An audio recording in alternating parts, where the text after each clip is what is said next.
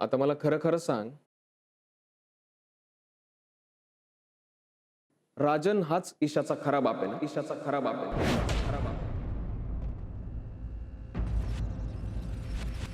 नाही, अजिबात नाही. हे शक्यच नाहीये ना. डीएनए टेस्ट मध्ये मीच प्रूव्ह केलं ना की तू ईशाचा बाबा आहेस म्हणून. हो, डीएनए टेस्ट. मग मला सांग, तू राजनशी इतकं का बोलत असतेस आणि तो सुद्धा तुला वारंवार का भेटत असतो?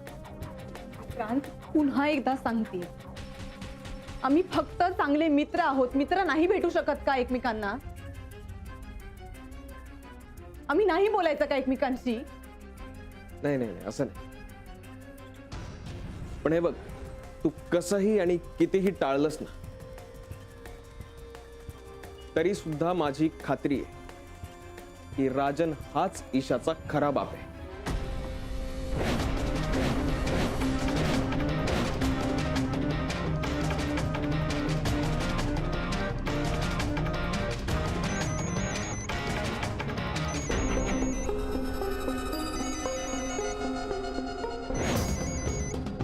कुणाचा आहे बघू?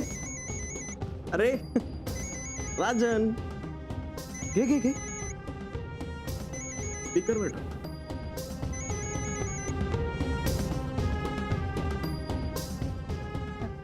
हॅलो. हाय मोनू.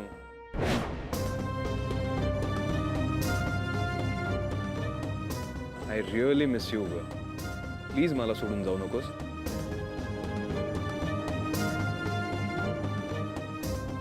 अरे वा, चांगलंय.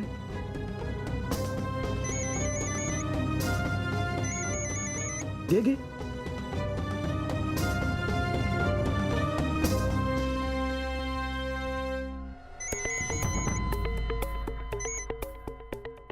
बोल, किती वेळा फोन करतोस तू? काय करू ग, चैनच पडत नाहीये मला. सतत तुझ्याशी बोलावं असं वाटतं. प्लीज राजन, कॉलेजमध्ये होत का आता आपण? कम ऑन मोनू, अगं प्रेमाला वय असतं का? आणि जे वाटतंय तेच बोलून दाखवतोय ना. हे बघ, मला आता तुझ्याशी बोलता येणार नाहीये. मी घरी आहे, कळतंय? नाही नाही, ऐक ऐक ऐक ऐक ऐक, प्लीज फोन ठेवू नकोस. हं? सतत असं नको ग कट करूस मला. आधीच आपण इतक्या वर्षांनंतर भेटतो. Please please control your feelings. हे बघ, आधी मी जशी फ्री होते तशी मी आता नाहीये. अडकलीये मी, समज जरा. अगं म्हणून तर म्हणतोय ना की मुक्त हो या सगळ्या बंधनांमधून. मी आलोय ना परत. म्हणून आपण पुन्हा एकदा एकत्र येऊयात ना. ते आपण नंतर बघू. आता प्लीज फोन ठेव. हे बघ मोनू, मी शिपवर चांगले पैसे कमवतो. तुला हवं ते फ्रीडम मी द्यायला तयार आहे. मग प्रॉब्लेम काय आहे? हे बघ, मी माझ्यात काय कमी आहे? हे बघ, तू फक्त हो म्हण. मी आत्ता तुझ्या घरी येऊन तुझा हात धरून तुला घेऊन जायला तयार आहे. येऊ का? बघूया ते नंतर. आता फोन ठेव. हे बघ, तुझा फक्त ग्रीन सिग्नल हवाय मला. आणि मग बघ तुझ्यासाठी मी काय काय करतो. नाही नाही, हे बघा, तुम्ही आता अजिबात इकडे येऊ नका. हां, प्लीज, असं अजिबात करू नका.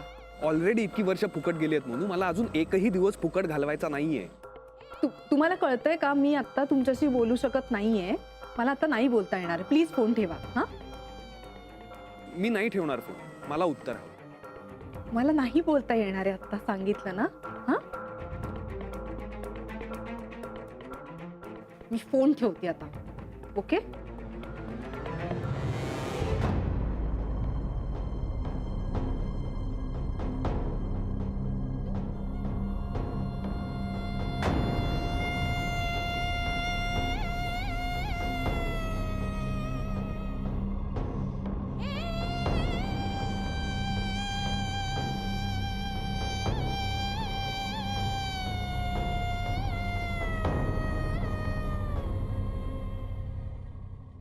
अहो बोला ना, कुठे आहे तुमचा पुतण्या?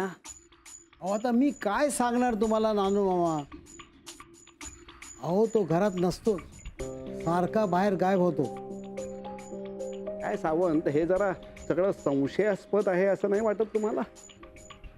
म्हणजे काय आहे, त्याचा भूतकाळ जरी आपल्याला सगळा माहिती असला तरी निश्चित काही माहिती नाहीये ना. त्याचे आणि मोनिकाचे एकमेकांशी नक्की काय संबंध होते हे आपल्याला कळायला हवं ना. अहो खरं आहे तुमचं म्हणणं, पण तो हाताशी लागेल तर ना. काय सावंत, मी माणसं चांगली ओळखतो.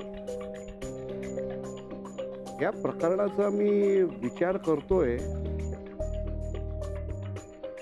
काय सावंत, तुमचा पुतण्या जर स्वार्थी असेल ना तर तो मोनिकाला भेटण्याचा नक्की प्रयत्न करणार. तो तिला काही सोडणार नाही. नाही नाही ना, माझा पुतळा आहे खरंच साधा आहे.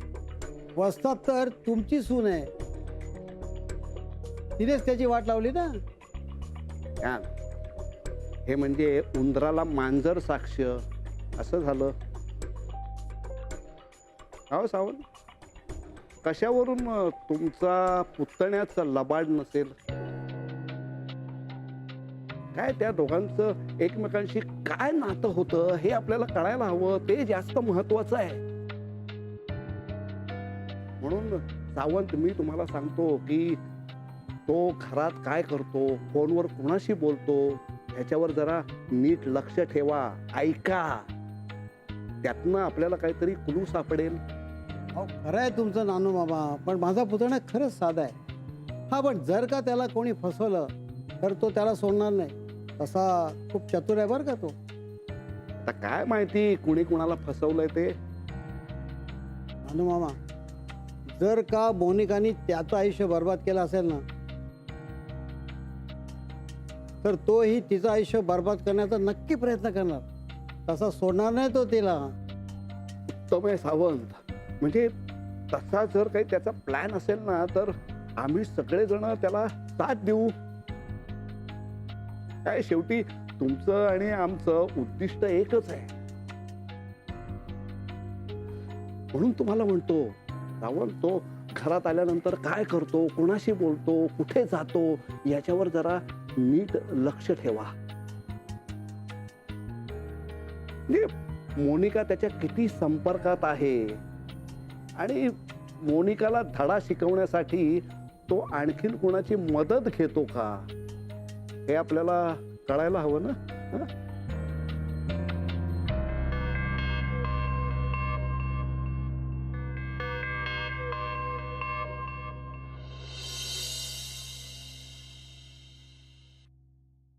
हं?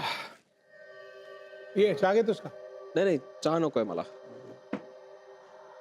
बाबा, तुम्ही मोनिकाला पाहिलं?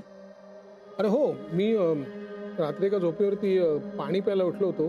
पहाटे 5 किंवा 6 वाजले असतील. ती बाहेर गेली कुठेतरी. पण इतक्या लवकर ती कुठे गेली असेल? अरे तुम्ही काय बोलताय, मला पण सांगा ना.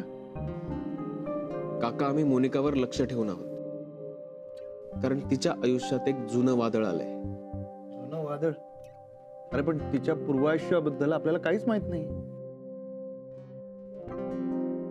मोनिकाच्या आयुष्यात तिचा जुना मित्र राजन आलाय.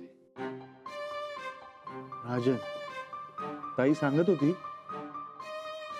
पण बरंच आहे ना मग. मोनिका नावाच्या किनाऱ्यावर ते वादळ येऊन धडकेल ना, ते बरंच आहे.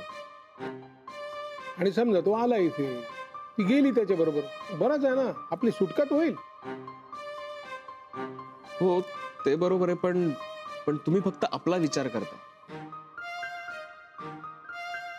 म्हणजे मोनिकापासून आपली सुटका होईल एवढाच. पण ईशाचं काय? या सगळ्या गोष्टींचा तिच्यावर वाईट परिणाम होऊ शकतो आणि तिची काहीच चूक नसताना.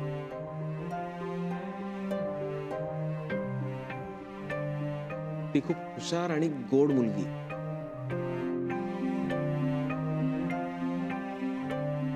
मी तिच्यावर कुठलाही वाईट परिणाम होऊ देणार नाही, ऍट एनी कॉस्ट. बरोबर आहे, 100% बरोबर आहे तुझं. आधीच नात्यांचा घोळे, त्यात हा राजन आला.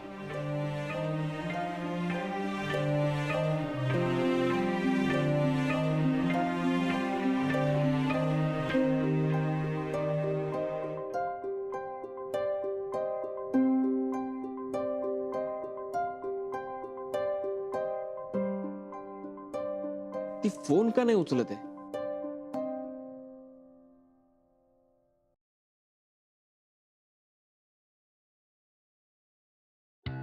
ती नक्की कुठे गेली आहे काही माहित नाही, पण ज्या अर्थी ती सकाळी इतक्या लवकर उठून गेली म्हणजे नक्कीच काहीतरी प्लॅन बनवत असणार आहे. कशावरून ती त्या राजनला भेटायला गेली नसेल? अगदीच शक्य आहे. काहीतरी कुटील कारस्थान चालू आहे तिचं. खरं आहे रे बाबा. आफ्टर ऑल ती मोनिका आहे, काहीतरी खुडबुड तिची चालू असणारच. आणि त्यात आता तिच्या सोबतीला तो राजन आहे, म्हणजे काय आणखीन बघायलाच नको. पण खरं सांगू का, मला ना त्या राजनबद्दल तेवढासा विश्वास नाही वाटत आहे. नाही म्हणजे तो अगदीच अविश्वास दाखवण्यासारखा नाहीये. मी भेटलोय त्याला. पण तरी मला असं वाटतं आपण राजनवर फोकस न करता मोनिकावर करूया, कारण आपल्याला मोनिकाला हुसकून लावायचं. त्यात आपल्याला राजनची जर मदत झाली तर हवीच आहे. पण राजन आल्याने मोनिका अडचणीत आली आहे. मला वाटतं की तिच्या ध्यानीमनी नसताना तो अचानक येऊन समोर उभा राहील. जसं तुमच्या ध्यानीमानी नसताना मी इकडे आले.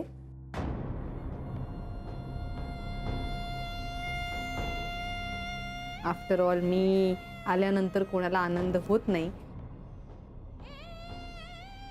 मी आता जे सांगणार आहे ते ऐकून विक्रांतला नक्कीच आनंद होईल आणि सगळ्यात जास्त आनंद आत्यांना होणार आहे.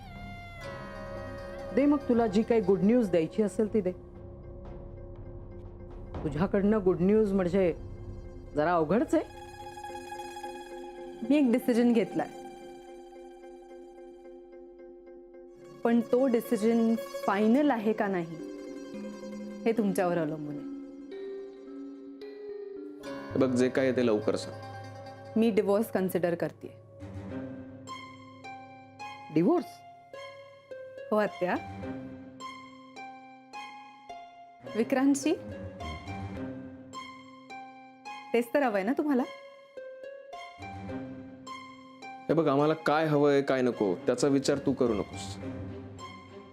तुला आता डिवोर्स का हवाय ते सांग. आत्या, मला तुमचं म्हणणं कुठेतरी पटलं. आणि तसंही विक्रांतला माझ्यापासून वेगळंच व्हायचंय ना. आणि कुठेतरी मला वाटतं की आम्ही दोघंही जर वेगळे झालो तर ते सगळ्यांसाठी योग्य आहे. अच्छा, पण मग हे आत्ता असं अचानक का वाटायला लागलं? आत्या, तुम्हीच ऑफर दिली होतीत ना मला. म्हणजे मला वाटलं की तुम्ही काहीतरी खूप चांगला विचार करून ऑफर दिली असेल, म्हणून मी ठरवलं की विक्रांतला डिवोर्स द्यायचा. काहीतरी पण असेलच ना, तो सुद्धा सांग. वाव विक्रांत, इतके वर्ष माझ्याबरोबर राहिल्याचा काहीतरी फायदा नक्कीच झाला. You guessed it right. पण आहे.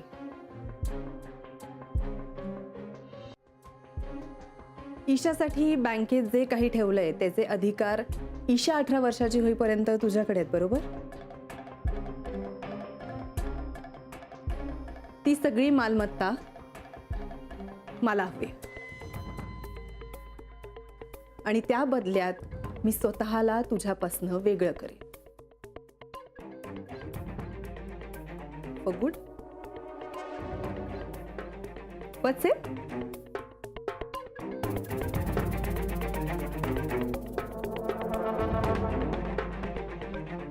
मला तुमच्या दोघांकडनंही आत्ताच उत्तर हवंय. शक्य नाही. का शक्य नाहीये? आत्ताच्या आत्ता आम्ही तुला निर्णय देणार नाही, पण त्यापूर्वी आम्हाला विचार करावा लागेल. आम्हाला म्हणजे फक्त विक्रांत आणि मला नाही, तर आमच्या सगळ्या दळवी कुटुंबाला याबद्दल विचार करावा लागेल. कारण आम्ही सगळे दळवी एकमेकांना धरून आहोत. कधी एकट्याने आपल्या स्वार्थासाठी म्हणून आम्ही कधीही कुठलाही निर्णय घेतलेला नाहीये. एव्हाना तुला कळलं असेलच. आणि इतकी वर्ष माझ्या वडिलांनी जमा केलेली ही संपत्ती एका रात्रीत मी तुला अजिबात देणार नाही. ओके. कधीपर्यंत मुदत हवी? मुदत तू नाही द्यायची आम्हाला मुदत. आमचा विचार पक्का झाला ना की आम्ही तसं कळवू तुला. पुढचं पुढे बघू. विचार पक्का झाला म्हणजे? आत्या, इतकी वर्ष तुम्हाला जे हवं होतं तेच आज मी तुम्हाला देणार आहे, विक्रांतला डिवोर्स. मग आता काय अजून विचार पक्का करायचा आहे तुम्हाला? हो, पण हा विचार तुला आत्ताच कसा आलाय? म्हणजे तू अगोदरही डिवोर्स दिला असतास तर डिवोर्स नंतर तुला पैसे मिळालेच असते. पण तुला आत्ता डिवोर्स का हवाय? परिस्थिती बदलते ना विक्रांत, आणि त्याप्रमाणेच माणसाचे निर्णय आणि विचार सुद्धा बदलतात. अच्छा, म्हणजे राजन आल्यामुळे परिस्थिती बदलली आणि म्हणून तू बदललीस. म्हणजे राजन तुझ्या बाजूने आहे. हे बघ विक्रांत, तुला जे काही तर्कवितर्क करायचेत ना ते कर. माझं म्हणणं फक्त एवढंच आहे, एका हाताने मला सगळे पैसे द्या आणि दुसऱ्या हाताने मी तुम्हाला त्या बदल्यात डिवोर्स दे. ठीक आहे, आम्ही कळवू तुला आम्ही सगळी संपत्ती कधी द्यायची ते. तू मात्र लगेच डिवोर्स दे मग.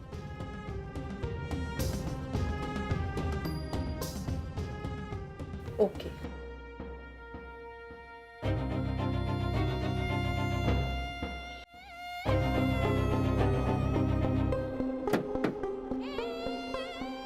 या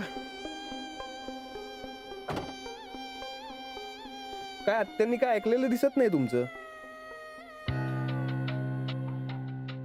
एक्सक्यूज मी. गंमत करतोय ग. तसंही तुझं बोलणं तू कोणाच्या गळी उतरवणार नाहीस असं होऊच शकत नाही ना. गंमत करतोयस का कौतुक करतोयस? आणि ऑफकोर्स कौतुकच आहे. पर काय म्हणणं काय होतं त्यांचं? तुला का सांगू मी? कमॉन मोनिका, हा काय प्रश्न आहे का? अगं इतका वेळ इथे तुझी वाट बघत बसलोय, उगाच काहीतरी टाइमपास करतोय ते काय असंच? हे बघ, ह्या सगळ्यात माझा फायदा आहे का फक्त तुझा फायदा आहे हे मला जोपर्यंत कळत नाही ना तोपर्यंत मी काहीच डिस्क्लोज करू शकत नाही राज. गेले 2 दिवस मी तुला सांगतोय मी काय काय करू शकतो, तरी इतका अविश्वास? तुला अजूनही कळत नाहीये का की तू माझ्यासाठी किती इम्पॉर्टंट आहेस? अगं तसं नसतं तर मी तुला शोधत आलो असतो इतक्या लांब. Exactly my point.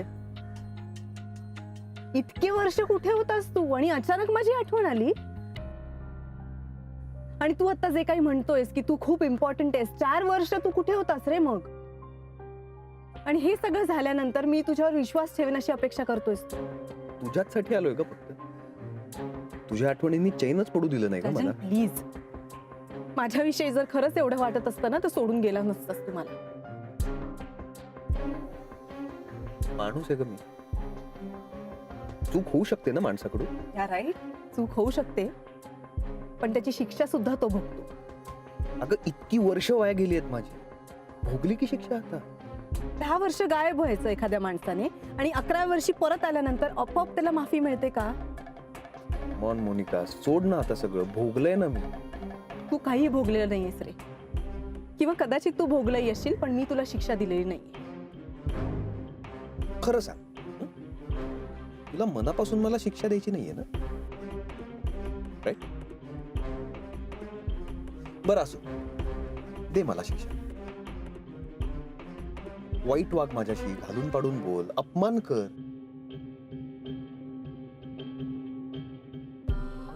I love you.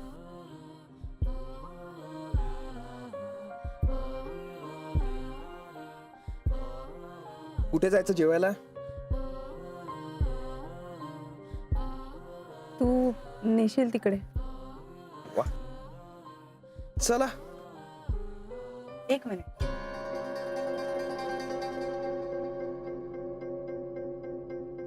पण मी काय डिसिजन्स घेतेय किंवा मी काय पावलं उचलतेय हे तू मला विचारायचं नाही